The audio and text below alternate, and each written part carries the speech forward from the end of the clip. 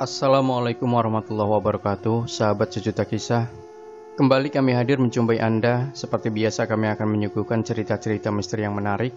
Dan kesempatan kali ini kami akan berbagi sebuah kisah nyata misteri yang berjudul Kiriman yang Ditanam.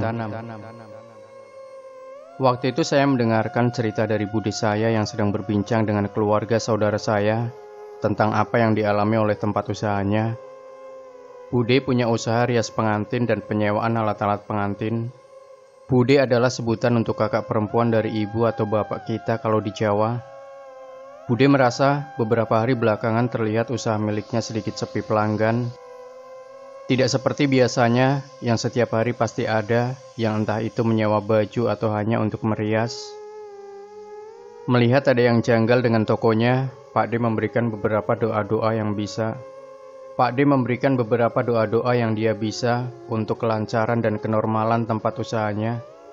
Pak D adalah orang yang sedikit agamis, dan Bude adalah orang yang tidak begitu percaya akan hal-hal yang mistis. Ia selalu berpikir bahwa itu adalah yang lumrah dalam usaha. Hari demi hari setelah Pak D memberikan doa-doanya, tidak ada yang berubah dari toko tersebut. Toko ini tetap sepi pengunjung. Mendengar cerita itu, saya menjadi ingat dengan pembina pramuka saya yang pintar akan hal-hal seperti itu. Sebut saja Roy. Saya bicara ke Bude. "Deh, saya punya teman yang mengerti hal-hal seperti itu." Bude menghiraukan, tapi nenek saya berkata, "Iya, coba ditanyakan, gak apa-apa." Malam harinya saya berkunjung ke rumah Kak Roy. Di situ saya menceritakan semua apa yang terjadi dengan toko Bude saya. Kak Roy langsung mengajak saya untuk melihat toko bude saya. Sebenarnya Kak Roy juga bisa melihat toko bude dari rumahnya, tapi dia ingin memastikan langsung ke toko tersebut. Setelah sampai di toko dengan ditemani saya dan nenek, Kak Roy mulai melihat sekeliling toko tersebut. Sedikit terdiam, entah apa yang dilakukannya, ia berkata, "Di sini ada makhluk perempuan 3. Yang pertama itu emang dia udah nempatin di sini lama. Yang kedua ada perempuan tua, dan yang ketiga adalah makhluk kiriman. Ada yang mengirim di toko ini dan dikubur." Kak Roy melihat semua yang ada di toko bude, termasuk makhluk yang dikirimkan ke toko bude. Seketika itu, saya, Kak Roy dan nenek mencari-cari apa yang ditanam di sekitar toko tersebut. Tidak ada yang ditemukan. Kak Roy berkata, "Di sini tempatnya mengubur." Dengan menunjuk tempatnya. Di samping toiletlah tempatnya, di bawah lantai keramik. Toko bude berbentuk kotak persegi, di mana toilet berada di pojok kiri belakang, dan di depan toilet itu adalah kamar, sedangkan di samping pintu kamar ada lemari, serta sofa dan beberapa etalase yang berada di samping tembok penyekat antara toilet dengan ruang utama toko. Dengan melihat sifat bude yang tidak begitu percaya akan hal-hal mistis, tidak mungkin rasanya untuk mengambil barang atau kiriman itu dengan membongkar keramik toko tersebut. Akhirnya Kak Roy mencoba untuk mengambilnya dengan cara lain, dengan cara gaib yang ia bisa. Malam itu selesai dengan pengambilan benda yang ditanam di toko bude. Nenek memberikan amplop kepada saya yang ditujukan kepada Kak Roy yang sudah pulang. Paginya saya kembali ke rumah Kak Roy untuk memberikan amplop yang diberi nenek. Kak Roy menolaknya. "Apa ini?" "Gak usah." "Tidak tahu dari nenek." "Sudahlah, terima saja." Kak Roy menerimanya. "Maaf, saya juga tidak berani membuka ini, karena niat saya cuma menolong. Nanti kalau saya menerima semuanya, saya takut disangka yang tidak-tidak sama orang." Kak Roy tidak mau disangka dukun, karena setiap membantu dia diberi imbalan. Lama berbincang di rumah Kak Roy, tiba-tiba Kak Roy bilang kalau nanti malam dia akan ke toko lagi. "Nanti malam, saya mau ke toko budemu lagi."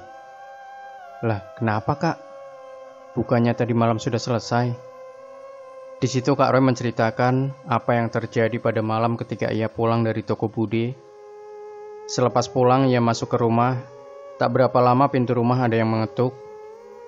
Mendengar suara ketukan tersebut, sontak ibu Kak Roy berniat membukanya. Memiliki firasat tidak enak, dalam hati Kak Roy berkata, "Kan pagar rumah sudah saya kunci. Kok bisa ada yang mengetuk pintu?" Kak Roy pun melarang ibunya membuka pintu rumah. "Tidak usah, Bu. Saya saja yang membukakan. Kaget apa yang dia lihat di depan pintu rumahnya. Dengan wajah seram dan marah, sosok wanita yang dikirim di toko Budi tersebut berada di depan rumahnya, bertatap muka langsung dengan Kak Roy. Makhluk tersebut berkata, "Besok malam datang ke toko, ayo berduel dengan saya di sana." Mungkin makhluk itu marah dan mendatangi Kak Roy serta memandangnya karena Kak Roy telah mengambil barang yang ditanam di toko Budi. Malam harinya saya menunggu Kak Roy di depan toko. Terlihat dari kejauhan motor Kak Roy mendekat.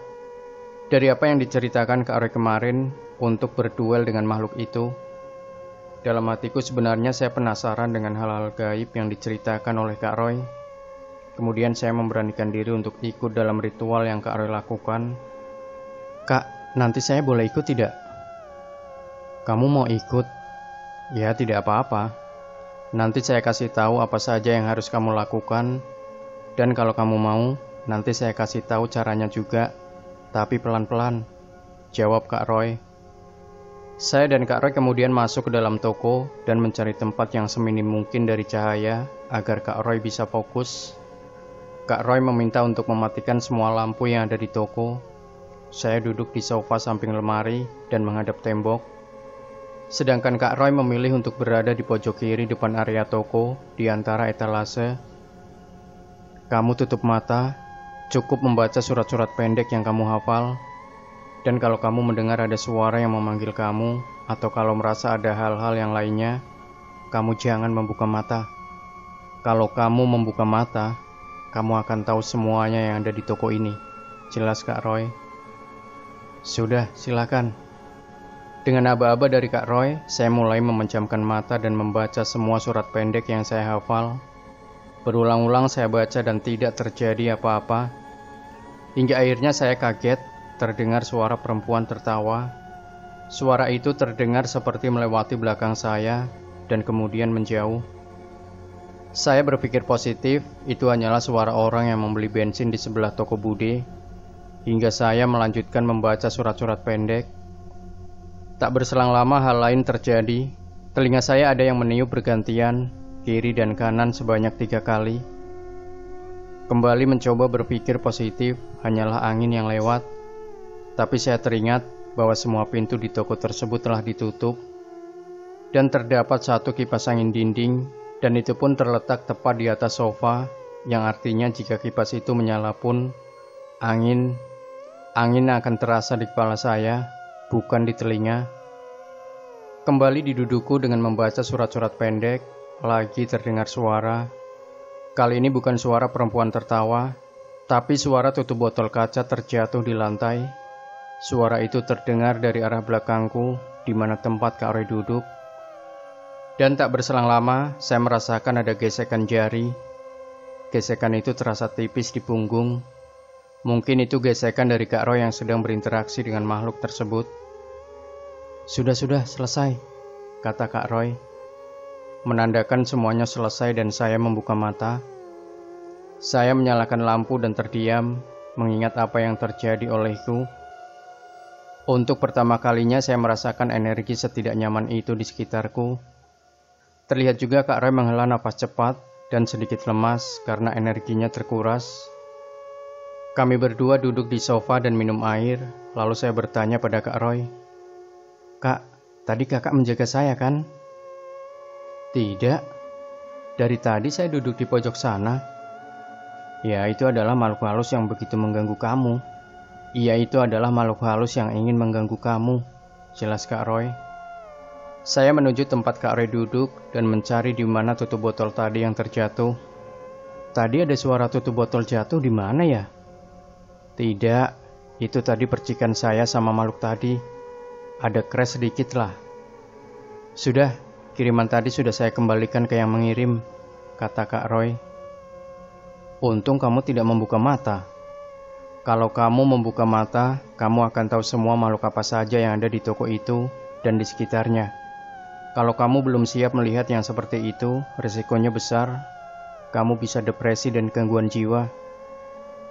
"Ya udah Kak, aku tidak usah kakak ajari saja," balasku. Malam itu selesai dengan perasaanku yang masih terbayang, apa jadinya jika saya membuka mata. Saya takut malam itu. Semua bayang-bayang anehku bercampur di pikiranku. Malam itu setelah mengantar Kak Roy ke depan toko, lalu Kak Roy pulang, melangkahkan kaki menuju rumahku yang berada di belakang samping toko Bude. Saya merasakan pundak saya begitu berat di malam itu. Bergegas menghubungi Kak Roy perihal yang aku rasakan. Kak Roy berkata, "Tidak apa-apa, besok ikut saya. Saya juga mau main ke rumah paman saya." Keesokannya, di depan sekolahku saya bertemu Kak Roy, dan dia melakukan sesuatu pada pundakku. Entah apa yang ia lakukan, pundakku terasa sedikit ringan setelahnya. "Sudah, itu tadi malam ada yang lewat, yaitu monyet. Dia suka sama kamu. Sekarang kamu ditandai," kata Kak Roy. "Ditandai gimana, Kak?" tanyaku. "Ya, karena kamu tadi malam ikut saya. Jadi badanmu itu diibaratkan sudah bolong. Jadi bisa dimasuki makhluk seperti itu. Tenang, bisa ditutup, tapi ya pelan-pelan, tidak bisa langsung tertutup," jelas Kak Roy. Hari demi hari setelah kejadian 2 malam tersebut, toko Bude kembali normal seperti biasa. Ada pelanggan yang berkunjung ke toko Bude. Sampai sekarang, entah siapa yang menanam sesuatu di toko Bude saya. Dan setelah kejadian tersebut, saya merasa diri saya lebih sensitif terhadap hal yang tidak kasat mata, seperti suara-suara dan bayangan yang mungkin hanya halusinasi saya saja. Demikian sahabat Sejuta Kisah. Jangan lupa tinggalkan komentar Anda, like, share video ini, subscribe channel Sejuta Kisah, dan kembali nantikan cerita-cerita misteri terbaru dari kami. Wassalamualaikum warahmatullahi wabarakatuh.